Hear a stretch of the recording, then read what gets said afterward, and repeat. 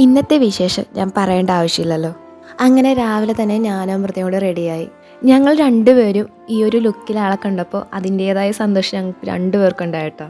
അമ്മയുടെ ആഗ്രഹമായിരുന്നു നാട്ടിലെ ക്ഷേത്രത്തിൽ വെച്ച് താലികെട്ട് നടത്താനായിട്ട്. അതുപോലെ തന്നെ കാലാവസ്ഥയും നമുക്ക് അനുയോജ്യമായി നിന്നിട്ടോ. കല്യാണം ഉറപ്പിച്ചപ്പോൾ തുടങ്ങി ഞാൻ അമ്മുവിനോട് അമൃതയോട് രണ്ട് ആഗ്രഹമാട്ടോ പറഞ്ഞത്.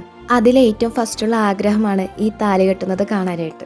ഞാൻ ഒരു കാര്യം പറയട്ടെ, എല്ലാത്തിനും അതിൻ്റെതായ ടൈം ഉണ്ടെന്ന് പറഞ്ഞത് ഇപ്പോൾ ശരിയല്ലേ. അങ്ങനെ താലികെട്ടലും ചടങ്ങുകളൊക്കെ കഴിഞ്ഞ് കല്യാണ പെണ്ണും ചെറുക്കനും വരുന്നതിന് മുമ്പ് കുറച്ച് അലങ്കാരപ്പണികളൊക്കെ ചെയ്യാനുണ്ട്. ഇതിൽ പറഞ്ഞ രണ്ടാമത്തെ ആഗ്രഹമാണ് കല്യാണ പെണ്ണിനെയും ചെറുക്കനെയും വരവേൽക്കാൻ നിൽക്കുന്നത്. അതിനോടൊപ്പം കല്യാണത്തിന് കാണാൻ ആഗ്രഹിച്ച കുറച്ച് വേണ്ടപ്പെട്ട ആൾക്കാരുണ്ട്. അതിലൊരാളാണ് നമ്മുടെ മാം.